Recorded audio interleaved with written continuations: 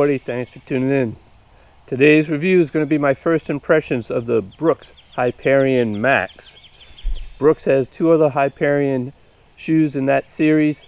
There's a Hyperion Elite, which as the name would suggest is a speed shoe for elite runners. Then they have the Hyperion Tempo. This Hyperion Max is supposed to be a maxed out version of the Hyperion Tempo. However, they don't even call it the Hyperion Tempo anymore. They just call it the Hyperion. So you've got the Hyperion Elite, the Hyperion, and the Hyperion Max, and you no longer have the Hyperion Tempo. Confused? Me too. What's even more confusing really is why they decided to use the term Max for this shoe, because what you would normally associate with a Max shoe, the features, max cushioning, big stack height, this has none of that. Let's just go through the basics and we'll talk about each of those. First off, this is a neutral running shoe, so it's not made for anybody who pronates. It is road track running. It has neutral cushioning, despite that name Max. Probably even trends a bit more toward the minimal side. I think the Hyperion Tempo would have been more minimal. 8mm drop, the heel 8 millimeters higher than the forefoot. I wear a size 12, that's 8.50 ounces. Or 241 grams, makes this the lightest shoe that I've ever worn. So it's certainly not maxed out in that category either. I found it true to size. I'm giving it a D for sustainability. That's probably a generous D. Most every shoe these days talks about how they've got recycled content in the material. The only thing Brooks mentions is on the bottom that this rubber here is a green rubber designed with the environment in mind. I don't know what that means, but it's enough to go ahead and boost it up to a generous D for sustainability. Cost $170, trending on the expensive side. There are obviously more expensive shoes you can get. There are cheaper shoes, so it's not maxed out in that category either. So this is the first version of the Brooks Hyperion Max. I've never run in the Hyperion Tempo or the Elite. First time I've worn any of these Hyperion series, but this is supposed to be a lightweight daily trainer that you can use for tempo runs. Now I will tell you the one thing that certainly is maxed out about it is that the way that they have beveled this back heel. That is probably that's without a doubt the sharpest angle that I've ever seen on a shoe, and really it extends all the way up to the front here. Being a heel striker, I was thinking, well, this shoe is either going to be a disaster or an epiphany. But, you know, I'm always kind of a sucker for anything new. And that type of shape and design on a heel is something new, so I went ahead and got it. As for the fit on this, what I really liked about it was the midfoot.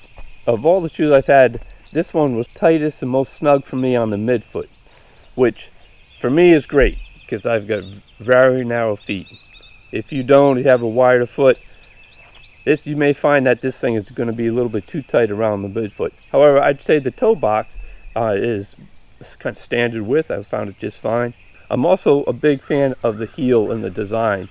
I always like it when the cushioning starts down below and slowly works its way out, and then and you reach its thickest part around the top of the ankle collar. I'm always a fan of that.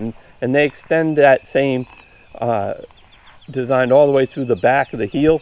I thought this locked in great for me on the heel. There was zero slippage on it. As for the cushioning, for me, they nailed it. I don't like it too squishy. I don't like it too firm either. And this one's just right for me. It's very similar to me as the Saucony Endorphin Speed shoe, which I really loved. The only thing I didn't like about it was it has a non-gusseted tongue, as you can see. Which is I find quite rare for shoes these days. I'm not even sure the last time I had one that was non-gusseted. These non-gusseted tongues, I always have issues with the tongue kind of sliding down as I run. I don't know, the fact that I said this has set narrow midfoot, maybe that will help to alleviate that issue. We'll see how it holds up for over the 300 miles, which by the way is also your cue to know that I always do the first impressions and then I take the shoe just as it is out of the box to see how it holds up over 300 miles. We talk about the wear and tear and just the shoe fit in general and how many miles you can get for your money. So if you haven't ever subscribed to the channel, first time you listen to it, go ahead and subscribe because I'll be back again at 300 miles to tell you another full review on just how well this held up. For the ride, I've taken it on 2 dog walks, 1 long run, 2 tempo runs, 2 easy runs. That's more than what I normally do, but honestly, I just can't figure this shoe out.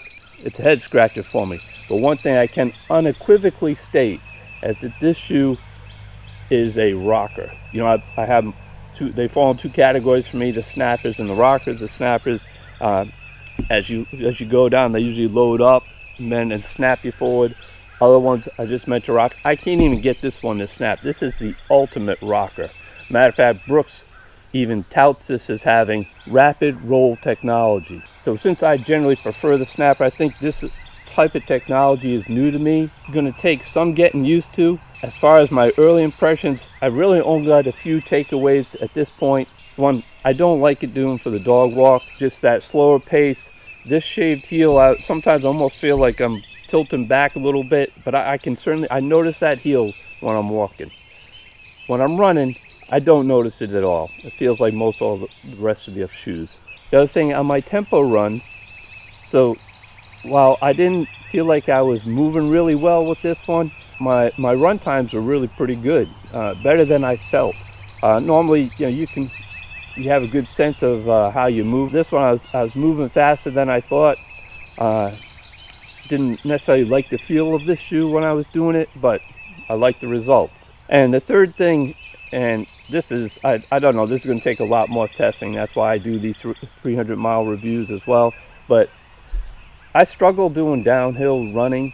This shoe seemed to really help me out on some of the downhill runs I've done. Again, as first impressions, there's a long way to go, but it's going to be really interesting to see how this thing plays out over 300 miles. Again, if you haven't subscribed to the channel, go ahead and do it. We do initial impressions, we do the 300 miles, and we do all our state races as we race around the nation. So, and if you've ever won any of these Brooks Hyperion series, Tempo, the Elite, or even if you've won the Max and you want to go ahead and tell folks your thoughts about them, you can put it in the comment section down below. It's always helpful for people to hear about other folks' experience with the shoe, not just mine. So that's going to do it. Initial impressions of the Brooks Hyperion Max. Thanks so much for watching, and keep on racing the nation.